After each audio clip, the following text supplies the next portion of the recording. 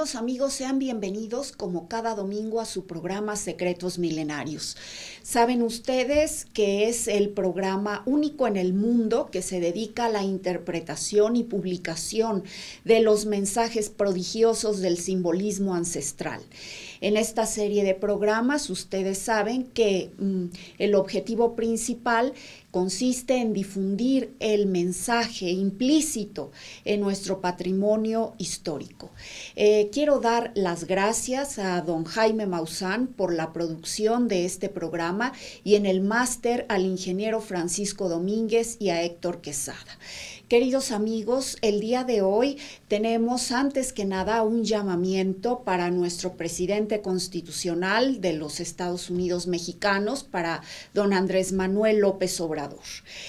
Quiero hacer llegar este mensaje a nombre del equipo de interpretación de simbolismo al señor presidente en el sentido de solicitar de una manera muy atenta su patrocinio, el patrocinio que es necesario para amparar, para proteger, estimular e impulsar este proyecto de interpretación simbólica de nuestro patrimonio histórico.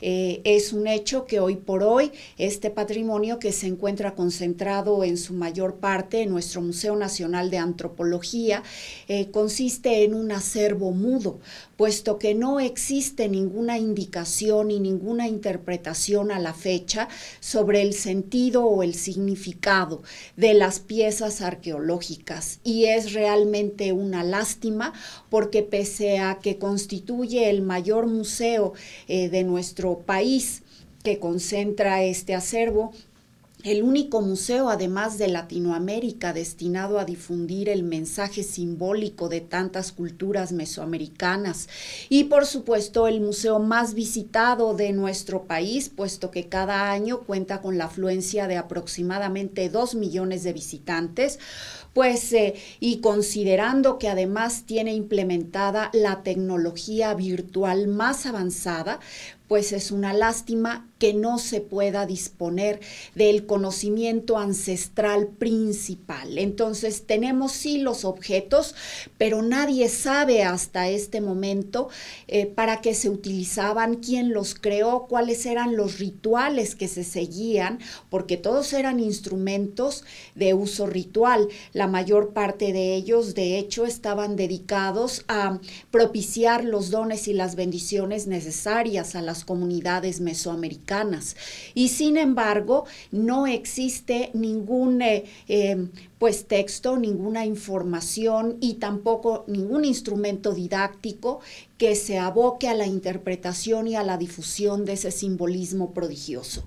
Es importante, por supuesto, conocerlo, porque, sabemos, ¿verdad?, por la impecable distribución y, la organización que tiene el museo hoy por hoy, a qué cultura pertenece cada una de esas piezas y, por supuesto, las características, sobre todo relativas a la política, la economía, la organización social, cultural o religiosa de estas culturas ancestrales.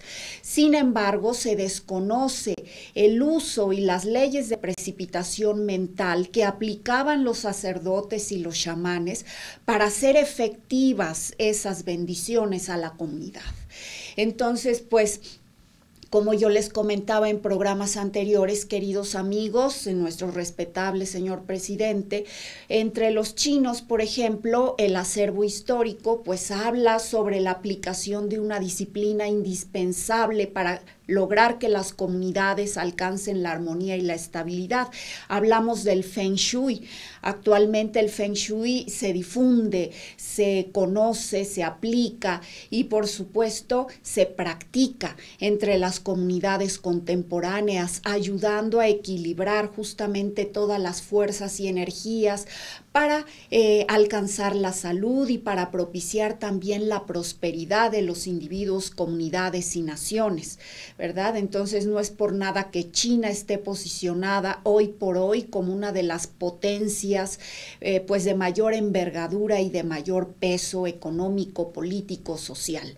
Entonces, yo pongo, ¿verdad?, a consideración de todos ustedes esta comparación, porque nosotros poseemos poseemos un acervo invaluable, un contenido de piezas arqueológicas que no tiene precedentes en toda Latinoamérica, y sin embargo somos ignorantes acerca de esa gran sabiduría y de las leyes de precipitación mental que aún pudiéramos aplicar en nuestras comunidades, de las leyes mentales, por ejemplo, el mentalismo, la polaridad, la vibración, la causa y el efecto, el ritmo, la generación, entre otras leyes, y que bueno, existen para ayudar a las comunidades de una manera noble y desinteresada a obtener la salud, el equilibrio, la armonía y por supuesto la prosperidad. Yo lo considero de esta manera, de una de las principales políticas que debiera seguir también el Plan Nacional de Desarrollo en lo que se refiere a su aspecto de desarrollo cultural de nuestro país. Pues es una omisión incalculable que hemos tenido hasta ahora. Y es por esto que me avengo a elevar esta petición al señor presidente, don Andrés Manuel López Obrador, por supuesto indicando que una servidora, Abril de Montserrat, ha estimulado también estos proyectos en otro tipo de museos, por ejemplo, el museo existente en Acámbaro, Guanajuato, el Museo Luis Mota Maciel. En este museo, queridos amigos, hemos tenido la interpretación del acervo de la colección que se exhibe en este museo, y bueno, dio lugar a la escritura de 2 libros. Uno de ellos es justamente el simbolismo de la cerámica estilo chupícuaro, en donde se ahonda más sobre el objetivo ritual que tenía la creación de esta cerámica y la forma práctica y absolutamente objetiva que tenían los miembros de la comunidad para hacer efectivas estas bendiciones entre ellos.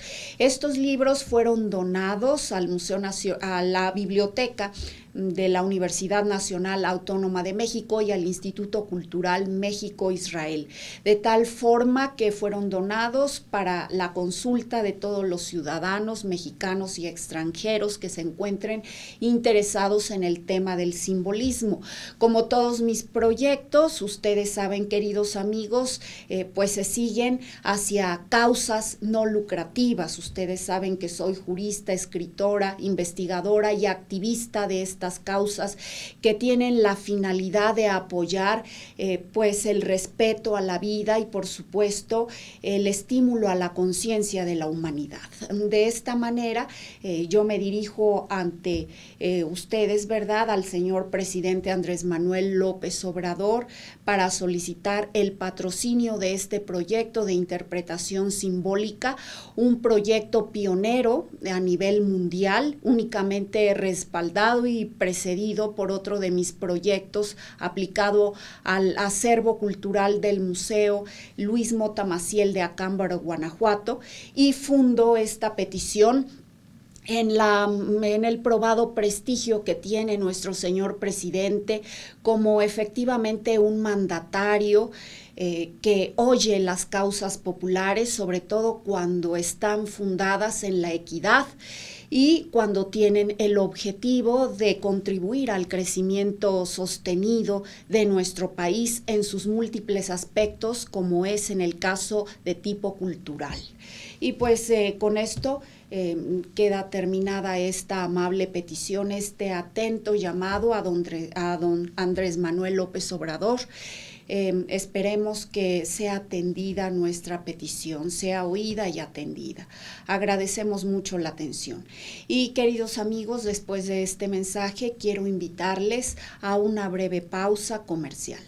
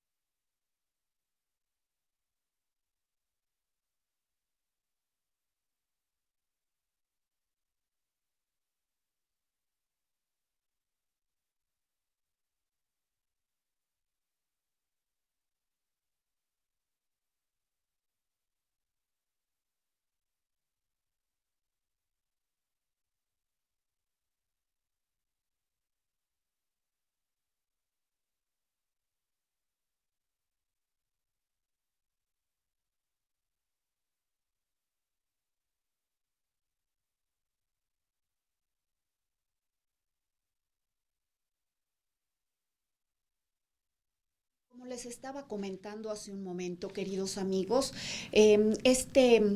pues este procedimiento de solicitar la promoción de nuestro amable señor presidente Andrés Manuel López Obrador está fundado justamente en el hecho de que ha tenido ya éxito en otros museos. Les comentaba que he escrito algunos libros, un poco más de 15 libros sobre simbolismo, y que algunos de ellos han sido donados a la biblioteca de la Universidad Nacional Autónoma de México. Aquí está la constancia, está firmada por el titular, el señor Narciso Rojas Moreno, que fue quien recibió este libro electrónico sobre el simbolismo de la cerámica estilo Chupícuaro.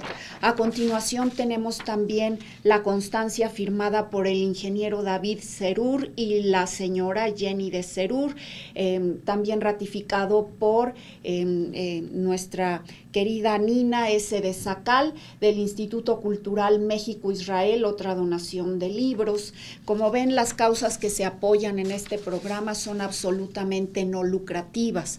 Sin embargo, para seguir adelante con el programa, necesitamos, queridos amigos, de su apoyo. A continuación, les invito a ver un video promocional justamente para solicitar el donativo que esté o que sea de su consideración otorgar, queridos amigos, para continuar con nuestros objetivos en el día a día, y es una donación voluntaria sobre la interpretación simbólica de nuestro acervo museográfico nacional. Adelante, pues.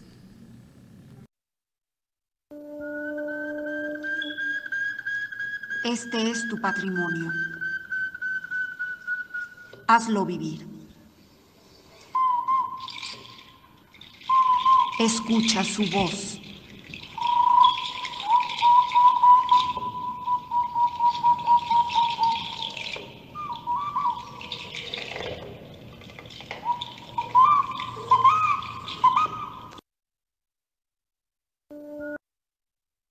Ha quedado difundido este video. Como les comento, es necesario llevar a cabo esta campaña de donación para financiar justamente las actividades de interpretación y difusión de los mensajes del simbolismo ancestral en nuestro país. Y bueno, a continuación quisiera seguir con la disertación, la exposición sobre el simbolismo justamente de la cerámica y de la escultura totonaca. Ustedes saben, queridos amigos, los totonacas fueron una cultura que quedó ubicada entre el altiplano central y la costa del Golfo de México.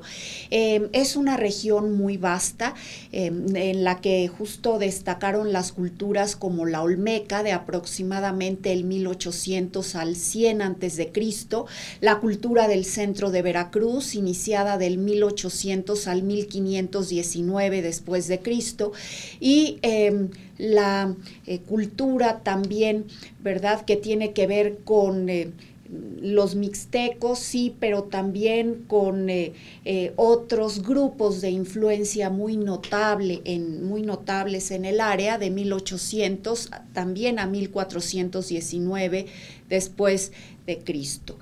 Entonces, estas culturas fueron notables. Sin embargo, actualmente los mixtecos ya quedaron reubicados, por así decirlo, en focos de influencia de otra zona, ya en lo que hoy se conoce como estado de Oaxaca.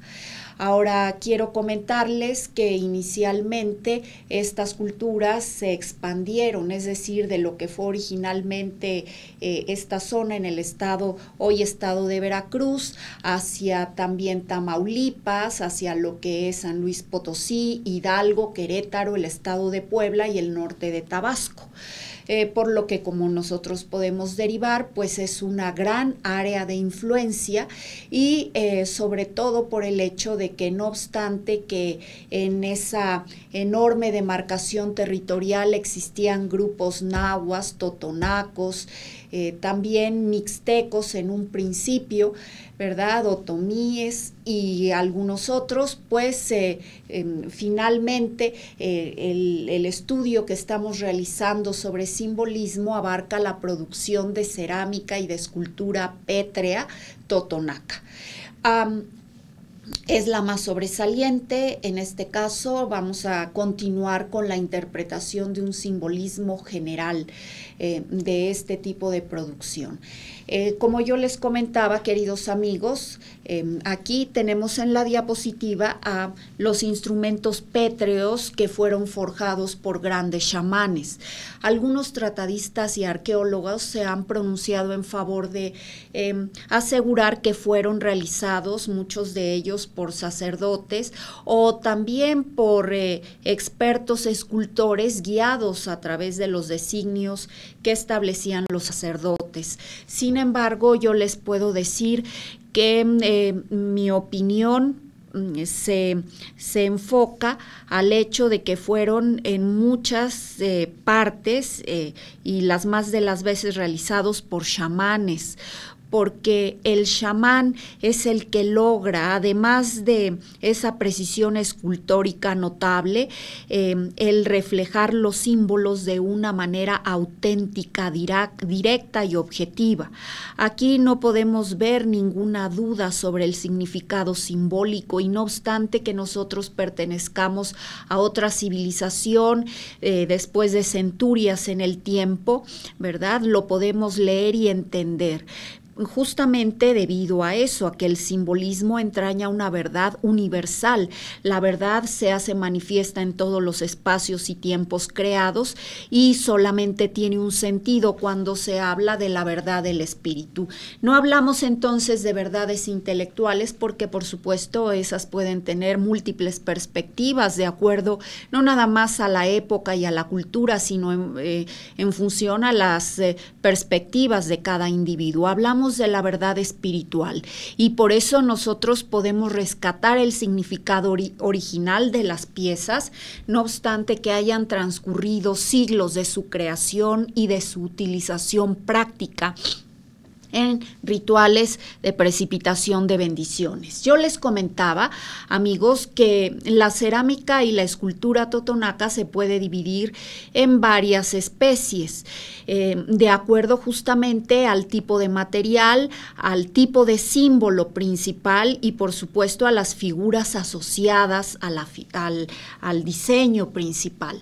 Entonces poseen los diseños en piedra, ¿verdad? La connotación de hachas, pueden ser también palmas o puede tratarse de yugos. El material de fabricación pues es casi 100% de basalto. También hay existen piezas por supuesto de la piedra verde, de jade verde, ¿verdad? Y tenemos de serpentina, turquesa, serpentina, son especies de piedras que eran utilizadas por los chamanes para grabar los símbolos. ¿Por qué eran utilizadas este tipo de piedras y estos materiales? Recuerden que yo les había comentado que hay piedras como el basalto o como las turquesas o el jade que permiten canalizar las energías, ciertas energías rituales. Incluso podemos decir que las piedras, entrecomillando la palabra, eligen el tipo de energías que pueden canalizar.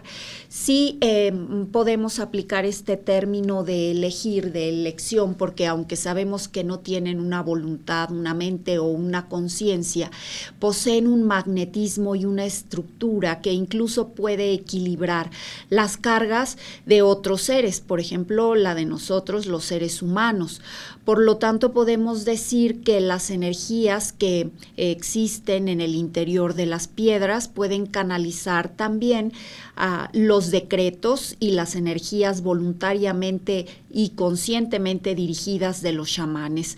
Por eso hablamos de que Expertos en la producción de estos símbolos elegían estos tipos de piedra en particular. Teníamos, de acuerdo a programas anteriores, que las hachas eran instrumentos de protección. Ante todo, preservaban la seguridad de la comunidad contra catástrofes y desórdenes naturales. Yo les he comentado en programas anteriores cuál ha sido el simbolismo concreto de estas tres hachas, pero en general podemos discernir las formas del fuego, las formas de la línea en zigzag, que son pues las líneas del fuego por antonomasia, del fuego del espíritu, y es un elemento que se contrapone pero también se complementa con el agua y la tierra. Entonces estas líneas onduladas evocan al elemento agua y también al viento, y la cuadratura existente en el pico del ave de la izquierda evoca también al elemento tierra. Decíamos que el ojo del hacha está expresado como una figura solar porque atiende a la omnisciencia, es decir, al hecho de que el espíritu del fuego, del agua y de la tierra todo lo sabe. Decíamos, todo lo ve, todo lo oye y en su mente prodigiosa todo lo sabe. Y así, bueno, llegamos también a la conclusión de que eran instrumentos complementarios en otros rituales de precipitación de dones, como lo fueron las palmas. Vean ustedes, aquí complementarios, las hachas eran complementarias a las palmas. Las palmas se utilizaban en rituales de fertilidad de la tierra. Sabemos que los totonacas, al igual que otras culturas de la misma región, eran eminentemente agrarias. Realizaban también prácticas de recolección y de caza. Sin embargo, los rituales más fuertes, los que propiciaban los chamanes y que dirigían los sacerdotes, eran para propiciar antes que nada la fertilidad de la tierra. Por supuesto, sabemos que propiciaban beneficios holísticos, la fertilidad de la tierra, del agua, de las plantas, de los animales terrestres, acuáticos y de los humanos. Todo era un ritual que beneficiaba al ecosistema en lo general. Por supuesto, no a individuos en particular, sino a toda la comunidad. Era un beneficio holístico, no egoísta. Aquí vemos que se enfocan estos rituales en fortalecer las fuerzas que surgen de la tierra y de todos los seres creados hacia la primavera. Yo les había explicado también el simbolismo de cada una de estas piezas y vemos que los chamanes celebraban este ritual para lograr la germinación correcta de las semillas, el crecimiento de las plantas, la eclosión oportuna de los huevos de algunas especies nutricias, ¿verdad? Eran alimenticias para la comunidad y por supuesto también de la gestación de muchos seres humanos.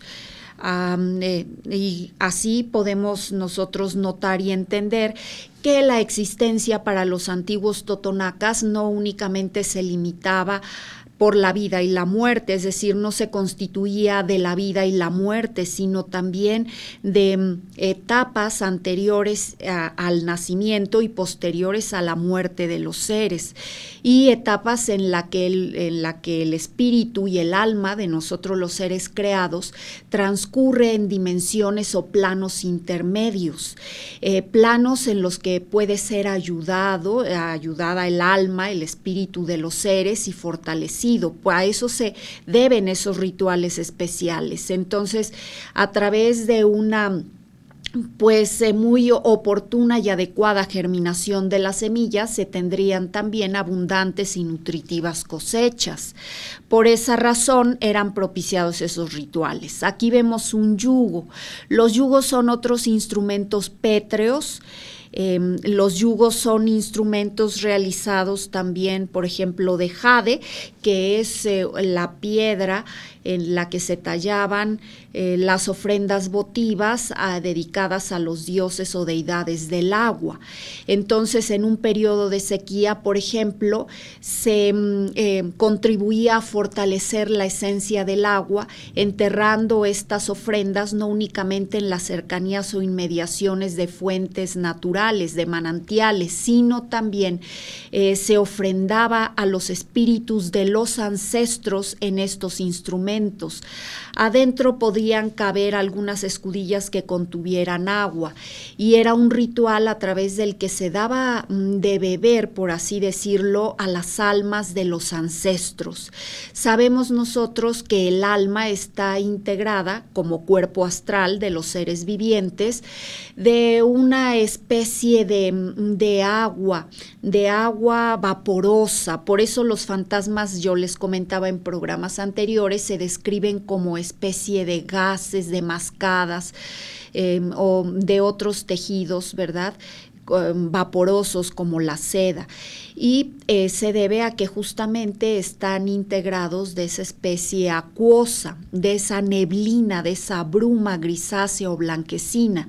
Entonces incluso se sabe que muchos de ellos expresan tener sed, y a eso se debe que se les dé de beber. Entonces, dado que la materia del cuerpo de los fantasmas procede de ese plano, de esa dimensión intermedia a la vida y a la muerte, pues justamente se potencia esa esencia, porque se sabe que propiciando debidamente esos elementos puede también propiciarse la esencia del agua o la esencia de la lluvia.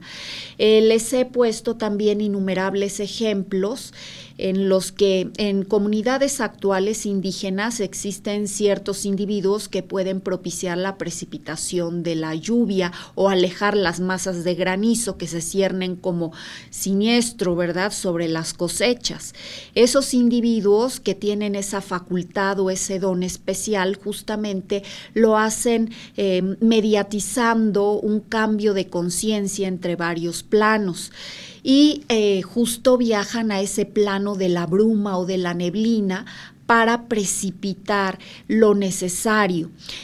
Yo les comentaba que tengo una interpretación hecha sobre un mural de Cacaxtla, Tlaxcala, y yo les comentaba que es como una puerta abierta al paraíso, porque a través de las ilustraciones se ve cómo los grandes chamanes entraban literalmente a través de la conciencia a otro plano y a otra dimensión. Podían producir estos viajes sorprendentes y entraban ahí, viajaban para pues solicitar la protección de los seres poderosos de la luz y propiciar la precipitación de lluvia que a su vez pudiera crear, ¿verdad?, o pudiera lograr que la tierra se volviera fértil, porque la lluvia, como les digo, no únicamente consiste en la precipitación de agua, sino que el agua precipitada está tratada ya a través del fuego de los relámpagos,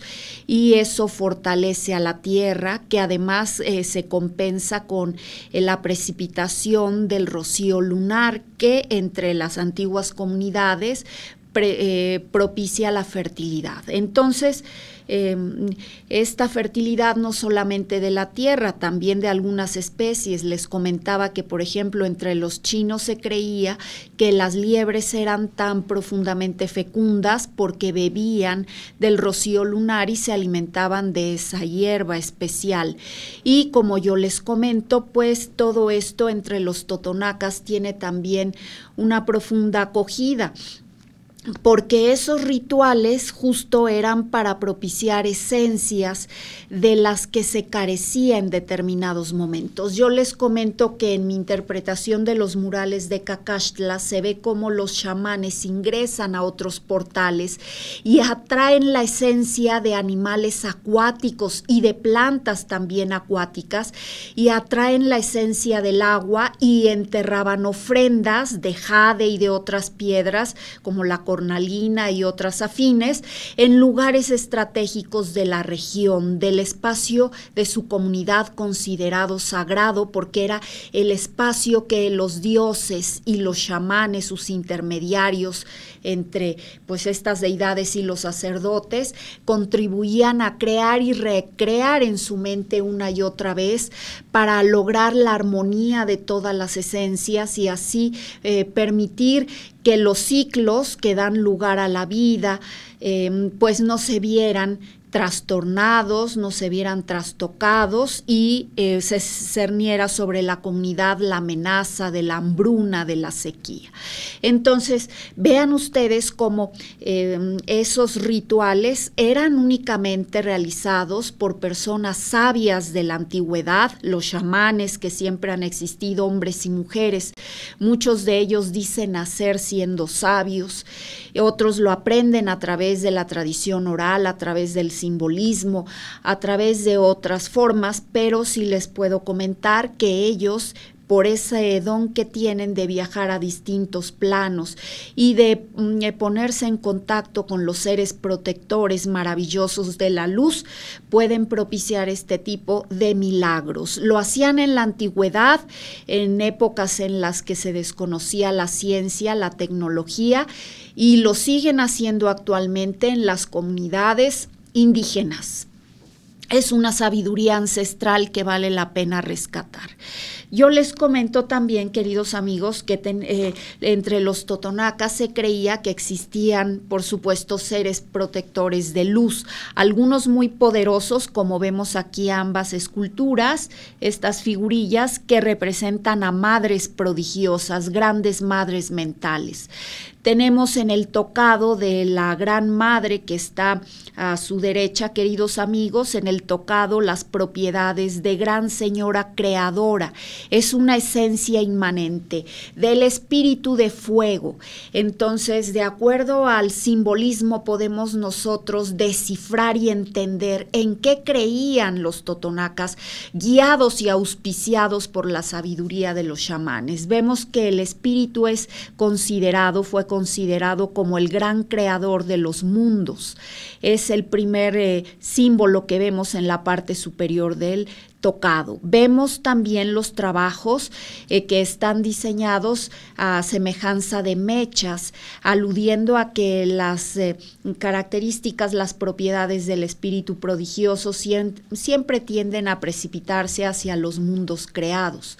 Vemos una relación muy somera del Génesis y vemos que el espíritu es ante todo una mente prodigiosa.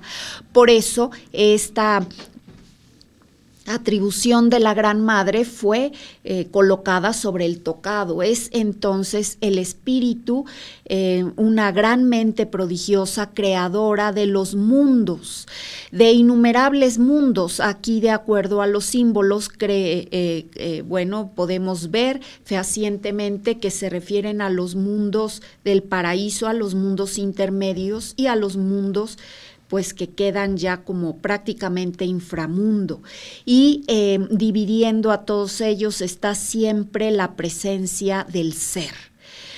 Vemos también por la forma que tiene el modelado de las caras, de las barbillas de las caras entre los totonacas, vean, son triangulares, es un triángulo invertido. Vemos que los totonacas creían que la mente divina está precipitada siempre hacia la creación, del paraíso hacia la creación, y vemos que el hecho de que existan figuras femeninas y masculinas como el Señor del Fuego Sagrado Totonaca, Huehueteotl, implica que antes que nada existen desde siempre ambos principios, el femenino y el masculino. El principio femenino está vinculado al agua, a la oscuridad, al vacío, a la frialdad, a la humedad. Es reactivo, un principio reactivo, mientras que el principio masculino está vinculado al fuego, a la chispa vital, al rojo, a la sangre también. Es un principio activo y no reactivo. Es el calor, el fuego. Entonces, antes que nada existiera, de acuerdo a este simbolismo, existe la dualidad sagrada.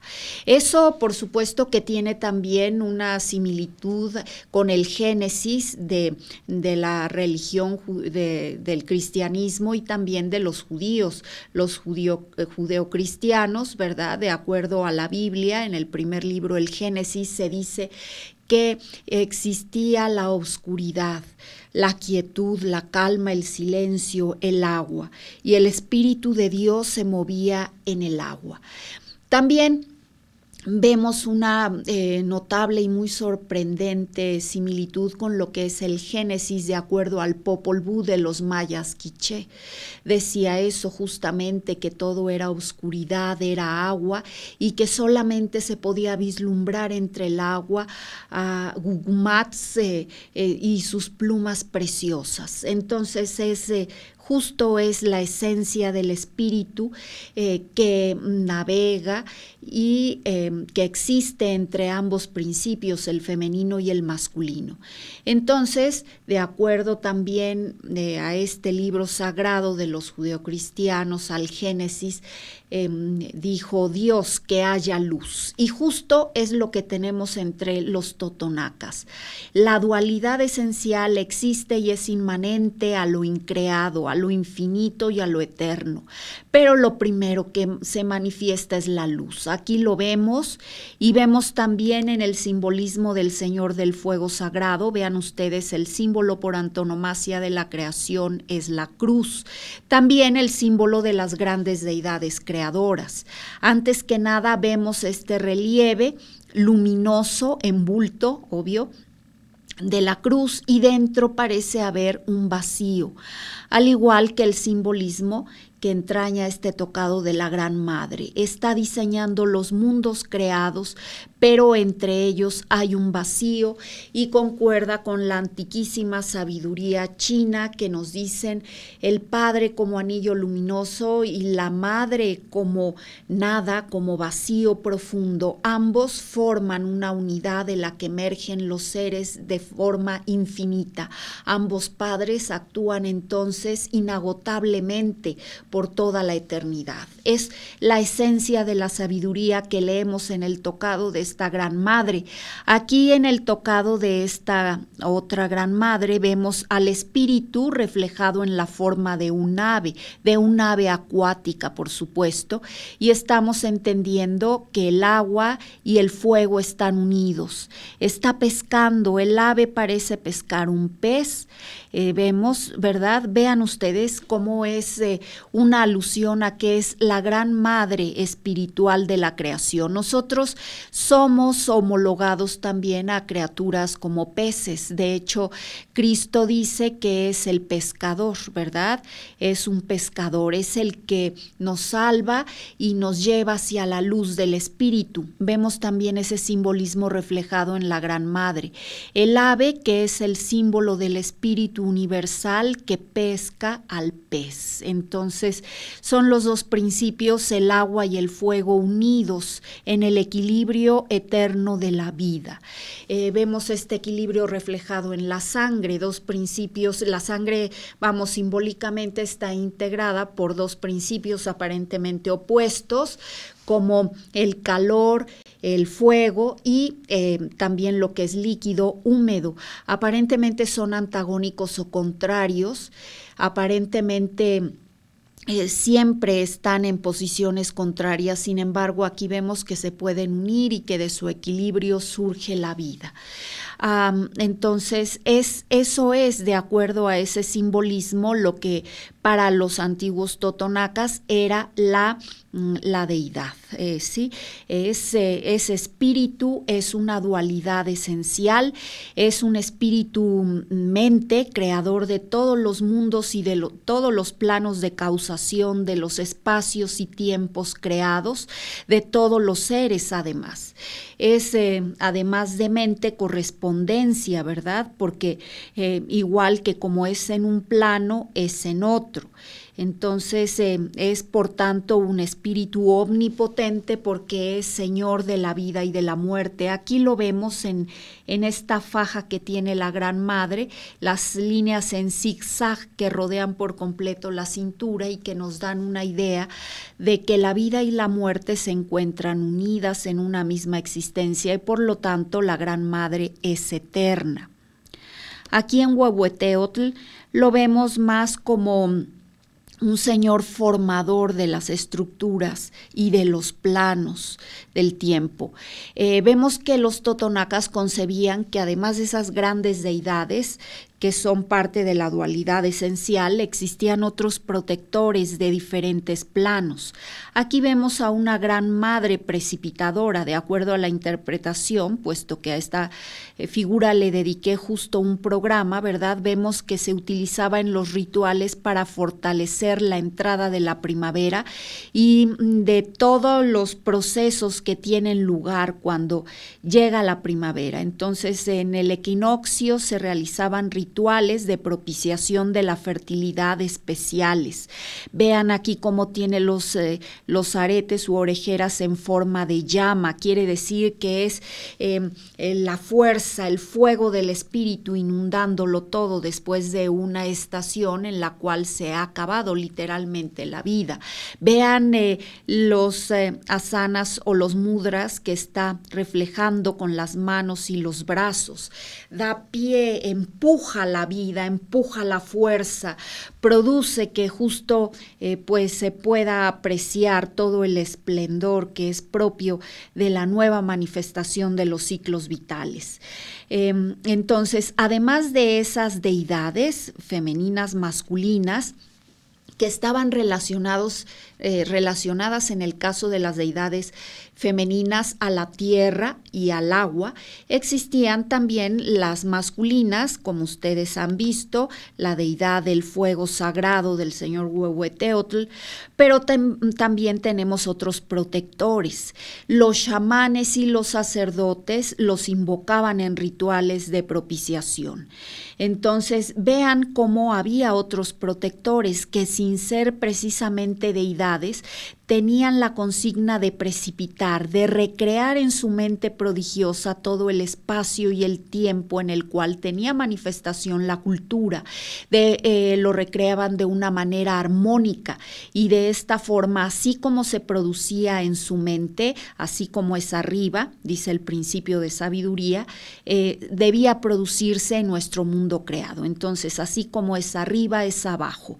Así como se creaba y se recreaba armónicamente en la mente de esos seres prodigiosos protectores de los antiguos totonacas, así debía manifestarse en nuestro mundo, siempre en favor de la armonía, de la vida, de la fertilidad y de la salud. Vemos los símbolos en los tocados de estos seres ascendidos, seres de luz. Y vemos en los tocados masculinos justo la escuadra invertida que forma en su interior el rombo. Eso quiere decir que están propiciando que el espacio y el tiempo sean fértiles. El rombo, yo les explicaba que es el símbolo de muchas deidades femeninas porque, la fertilidad es un atributo físico de los hombres, también de las mujeres, especialmente de ellas, pero a nivel mental estos seres son profundamente fértiles porque son en el presente porque ellos ya son eternos, ya son seres ascendidos y no son seres limitados y finitos. Vemos que ellos trabajaban con luz. ¿Recuerdan ustedes? De hecho, el simbolismo de justo de muchos actuales trajes típicos que son justo el atuendo de los bailarines que recrean danzas sagradas para los totonacas, vean, tienen la misma esencia. Su tocado, vean, es de forma triangular, los tocados son de forma triangular en la base y la parte superior es un sol. Quiere decir que cada individuo, cada uno de nosotros, seres creados, somos soles en potencia, albergamos al espíritu creador, a una chispa del espíritu todopoderoso que obra milagros en la creación. Entonces se manifiesta y trabaja a través de longitudes específicas de onda. A eso se debe que veamos los colores en el símbolo base. Los colores tienen cada uno un atributo o una propiedad, también lo tuvieron antiguamente antiguamente entre los totonacas. Y vemos que en los rituales no únicamente se convocaba a los seres llamados deidades, a los seres de la tierra, del cielo, sino también a los protectores de luz mentales y a los seres elementales, queridos amigos. Aquí vemos un duende, como lo podemos apreciar, y vemos también estas cabecitas de viejos que pertenecen a otros planos. Son individuos de otras especies, ¿ven ustedes? Sabemos que existen varios reinos de la tierra, del agua y del aire. Sabemos que, por ejemplo, en el agua existen los hombres peces, llamados tritones en otras culturas, y también las sirenas. Vean ustedes, aquí es un hacha, es aparentemente un hombre, pero en el tocado lleva implícito ese mensaje principal, el poder transformarse en pez. El tocado revela los atributos mentales del ser, por lo tanto, podemos asegurar que o este hombre era humano y podía metamorfosearse en pez como un nahual, o se trataba de un ser de otra dimensión que podía metamorfosearse en humano. Yo les he hecho relatos también en este programa de cómo, bueno, esos seres se manifiestan y pueden ser adversos o pueden ser aliados de la humanidad. Entonces, quienes buscaban esa anuencia, quienes buscaban esa alianza con esos seres llamados también elementales, eran naturalmente los chamanes. Vemos aquí, vean, el tocado de este precipitador mental. Las caras son de niños, casi yo les había también hecho esa observación. Son seres atemporales, son seres que no tienen edad porque han alcanzado la eternidad a través de la vida y de la muerte, equilibradas en una sola existencia. Vemos aquí cómo, fíjense el trabajo que tiene, el modelado, cómo tiene estos infinitos rayitos, al parecer, dan una idea de infinitud. Esa es la apariencia que tiene nuestra aura, queridos amigos. Los videntes, los que pueden ver el aura humana, justo la describen de esa manera, una serie de filamentos muy nutridos a lo largo, ¿verdad?, de todo nuestro cuerpo físico. Nosotros somos espíritus, somos luz y somos fuego. Esa es nuestra naturaleza inmaterial. Por lo tanto, el aura se puede ver como pequeños filamentos de luz, de una luz que adquiere el color de acuerdo al pensamiento y al sentimiento de cada ser. Entonces, los totonacas, cuando realizaban los rituales, pues lo hacían siguiendo, por supuesto, lineamientos muy bien establecidos. Primero, como ustedes saben, utilizaban los instrumentos correctos en la época propicia para precipitar ciertos dones y bendiciones a la comunidad. Segundo, eran los chamanes los intermediarios entre las deidades y los grandes precipitadores de luz y los sacerdotes y el pueblo. Los chamanes también eran consultados por los políticos y por el pueblo para causas muy específicas, muy necesarias, sin embargo no se mezclaban con ninguno. Los chamanes seguían una vida apartada como lo siguen haciendo hasta hoy.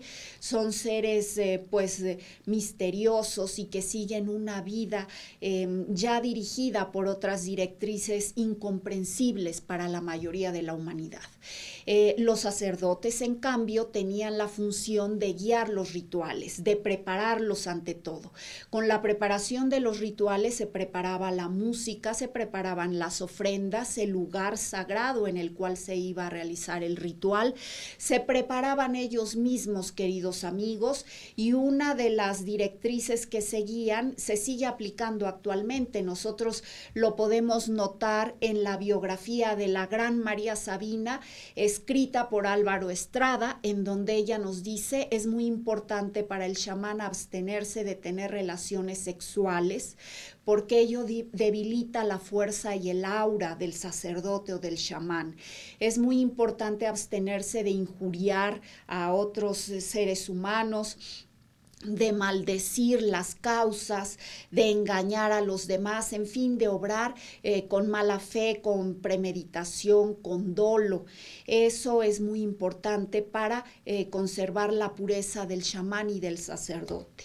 A continuación seguían los rituales de convocatoria a toda la comunidad, pero no solamente invocaban a los seres, a todos los seres vivos de la comunidad, sino que lo hacían específicamente, primeramente se dirigían a los seres, a las deidades, a los grandes protectores mentales, y también convocaban a los seres elementales, a los duendes. Ustedes acaban de ver esa cabecilla de arcilla que está ubicada en la sala de la zona de la costa del Golfo.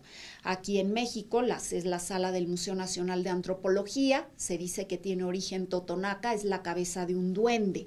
Y tenemos otro tipo de seres, ¿verdad?, de otras dimensiones. Buscaban entonces la alianza con los seres naturales, ¿sí? Esos seres que podían convertirse en aliados de los chamanes y de los sacerdotes. Entonces estaban los duendes, también las hadas. Actualmente los totonacas invocan al espíritu de la sirenita. Sabemos que es un espíritu femenino del agua, como también hay masculinos en el caso de los llamados tritones, y también de las ondinas, los seres del fuego como son las salamandras. Entonces todos esos seres poderosos que algunas veces se identifican como dueños de los lugares, como dueños de los cerros, eran también convocados a través, ¿verdad?, de ese ritual. Se llamaba también, queridos amigos, al espíritu, al alma de los ancestros, que eran los primeros abuelitos, que eran los protectores por antonomasia de la comunidad, que vinculados por sus sentimientos de amor hacia sus descendientes, se mantenían también como intercesores nuestros. Y se convocaba a, como ustedes saben, a los vivos, a los miembros de la comunidad, a las almas de los que habían fallecido recientemente. Todos eran convocados. Lo primero que se hacía era iniciar, por supuesto, purificando el lugar con música para preparar los cuerpos y las mentes de los seres asistentes y para pedir y suplicar la intervención de los seres ascendidos, de las deidades y de los protectores de la luz. Posteriormente se procedía también a través de la música y del inicio del ritual a la purificación de esos asistentes, y se pedía ya que las deidades trabajaran sobre el ritual y sobre los asistentes. Y aquí cabe resaltar que de acuerdo al simbolismo que puedo interpretar, no había asistentes que fuesen únicamente participantes pasivos, es decir, observadores. Todos tenían la consigna de participar activamente en los rituales de precipitación, de una manera o de otra, porque todos somos seres que tienen funciones diferentes en un ritual y además seres con conocimientos, con destrezas y habilidades distintas. Se buscaba la manera de que todos participaran y apoyaran activamente en el ritual.